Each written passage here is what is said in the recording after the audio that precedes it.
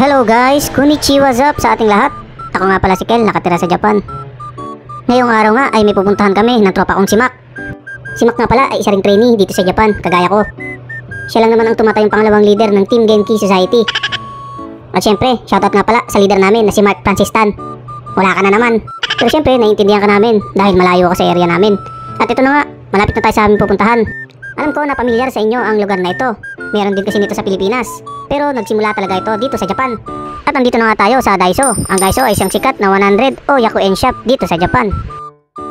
So guys, tara. Let's go. Ang Daiso ay maraming branch sa iba't ibang panig ng mundo, kaya maging sa Pilipinas ay kilalang kilala ito. Happy Halloween na agad, no? At ito nga, sinamahan ko ang aking tropang si Mac dahil meron daw siyang bibilin. At naguguluhan na nga ang tropa ko dahil sa dami ng mura. At maya-maya pa nga ay nakita niya na ang kanyang bibilin. Bibili pala siya ng mga kagamitan sa pangingisda dahil mamaya kasing hapon ay mangingisda kami dito sa malapit na lawa sa amin. At nararamdaman kong meron na namang mabubudol ngayong araw.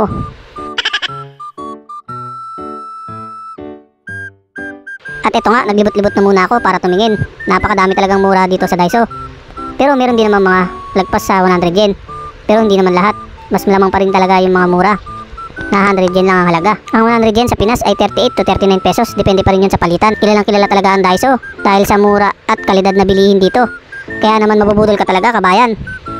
Kaya sa mga trainee na gusto makaipon at nagtitipid, ito ang perfect place para sa'yo. Dito ka mamili ng mga kagamitan mo. Mura na, matibay pa. Isa nga sa napansin ko sa Daiso ay puro kagamitan sa kusina ang makikita mo. Kaya naparesearch ako kung ano ba talaga ibig sabihin ng Daiso.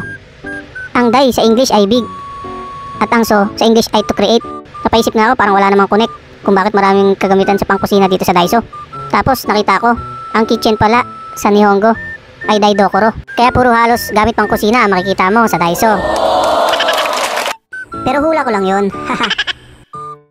At balik na nga tayo dito sa tropa kong si Mac. Tapos na nga siya mamili. Kaya ito, magbabayad na siya. Dito nga pala sa Japan ay walang cashier. Halos lahat kasi ng bilihan dito, machine na ang ginagamit sa pagbabayad. At ito nga, ituturo nga ni tropang Mac kung paano gamitin ang machine na to. Napakadali lang naman. Ligo. English. Start. Ayan, sa nakikita nyo, pindot lang naman ang pindot. Naka-English naman to, kaya maiintindihan nyo. After nyan, scan ka naman ng scan. At pagkatapos, ikaw na magbabalot ng sarili mong pinamili. Ganun lang siya, kadali. Hindi naman siya ganun kahirap. Kaya kahit hindi ka marunong mag-Nihongo, kaya mo tong gawin. At yung pagbabayad nga pala, dito na rin syempre, yung machine na rin ang kukuha ng bayad. Ilalagay mo lang yung pera mo dito sa may lagayan ng pera. At yung machine na rin mismo ang magsusukli.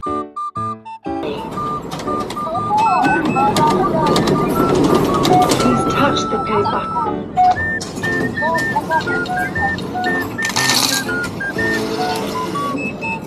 Thank you. Please do not forget your receipt and change. Thank you for using.